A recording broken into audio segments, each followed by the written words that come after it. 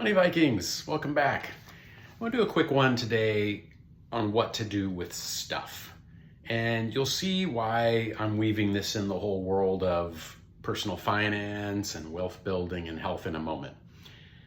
And the best way I can describe this is you're probably familiar with the show, the hoarder type shows, right? Or if you haven't seen that show, then maybe like me, you'll drive around your neighborhood and every once in a while you'll see that someone has maybe passed away or passed on, and some sort of outfit comes in and starts clearing the house out. And it is mind-boggling what can be jammed into a house. And the amount of hoarding and the amount of stuff, especially as Americans, that we accumulate. Americans tend to accumulate a lot of stuff. I am no exception to this rule, and I struggle with it mightily. A lot of it is, I don't know what it is. I'm trying to put my finger on why it is, because I try to do a good job of living more minimally, and I want to. But I am a bit of a collector by nature, as you know. If you watch our channel, I do enjoy collecting. So I have kind of the collecting bug, as you know, with the comics and the cards and other stuff. But there's a point where it really can get out of control.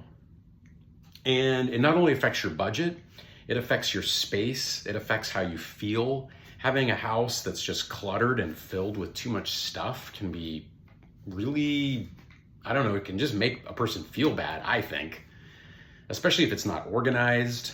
And that's a key component here, being organized. But let's talk about stuff. So we want to think about the long run with stuff as well. And for those of you that have gone through a situation where maybe you've inherited a house or you've inherited a bunch of stuff. So this is happening more and more. It's becoming more common because as older generations pass on, the silent generation is very old now, unfortunately, and we're losing a lot of them on a regular basis. And some of the baby boomers are starting to get into their later years, very close to 80 at this point. So, you know, some of them are going to begin passing on, and there's a lot of stuff. So I was also inspired by an article I read about this was a Gen Xer or a millennial, and her mother kept bringing her old stuff to her. And it wasn't that she didn't appreciate it. You know, she felt bad about not wanting it.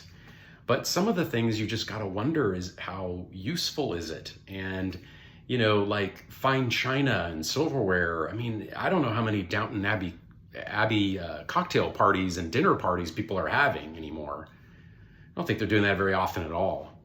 So this is a way to think about stuff.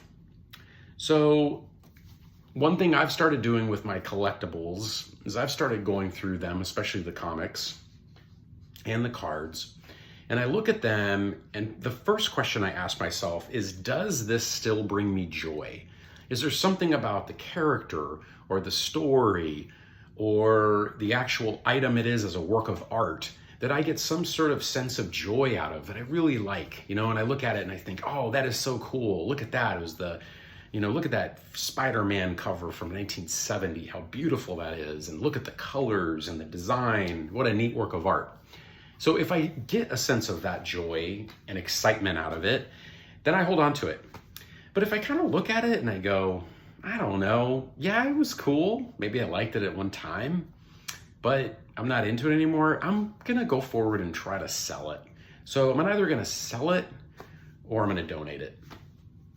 Yeah, so that's number one. It's kind of so we did some articles back in the day on truewealth.moneyvikings.com. I did one years ago on the Marie Kondo methods of having stuff. And I still to this day really like her ways because it's a very, very good psychological way to think about the stuff in our life.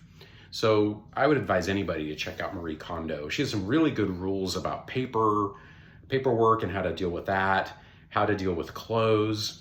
You know, I have to go through my clothes sometimes too and ask, you know, does this still give me joy? You know, does my Guns N' Roses shirt still make me, you know, kind of feel good and excited? And yeah, hell yeah, it does, you know? So that's why I chose it today. But anyway, that's number one. Does it bring you any kind of joy or, anything like that? So, and one of the things I do like about her practice is when you do let go of it, you say thank you to that item. You say thank you for that time and for what you brought to my life, but then you're passing it on to someone who will probably treasure it. That old saying is so true. One person's trash is another person's treasure. It's so true. People will find it. And that's what I really do like about their stores and the different, Goodwill and all these companies that they make $1 billion, by the way. But I do like they do provide a very valuable service by taking old stuff, cleaning it up and putting it in a shop. It's cool. It keeps it out of the landfill, right? So that's key as well. So my second idea is be very cautious going forward with the collectibles. I personally got a little out of hand for a while.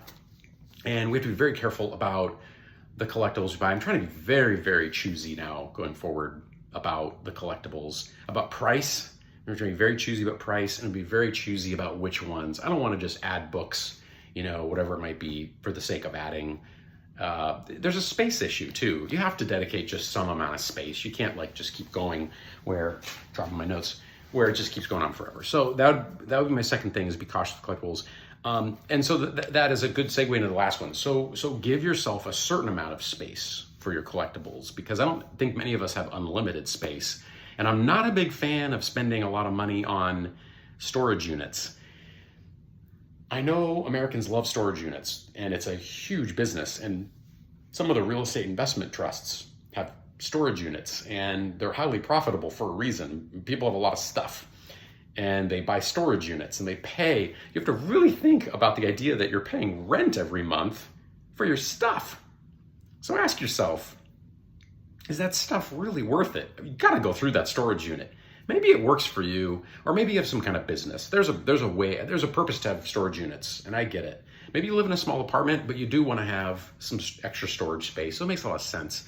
But you gotta ask yourself how much you're paying every month for your stuff. Over the long run, do some of that. Do some of those calculations so you're going in eyes wide open, is what I would say. So there's just a few ideas. How do you deal with stuff? Minimalism. I know that a lot of you out there are part of the FIRE movement. You live very minimalistic. I'm very impressed with that. I try to find a balance. I think I'm somewhere in the middle. I'm not a hoarder, constant consumer or accumulator. But I'm also not minimalistic. I do have some stuff. So I'm really trying to find that right balance there and think about it psychologically. So, hey, I hope that helps you with managing your stuff. And please consider, if you haven't liked and subscribed, not everybody has subscribed that watches the videos. So it's free. And every week we're providing ideas to build wealth and health and live a better life. So showing you what we're doing to invest, and the idea is to help our fellow people. That's the idea. That's the whole point. And because I do believe that the wealthier we all are, the better we all are off. It's good for all of us to be able to have our finances well managed and live a great life, because I think that everyone can do that. I think really most people can, if you get some of the fundamentals right. So anyway, thanks a lot. See you guys on the next one. Take care and think about that stuff.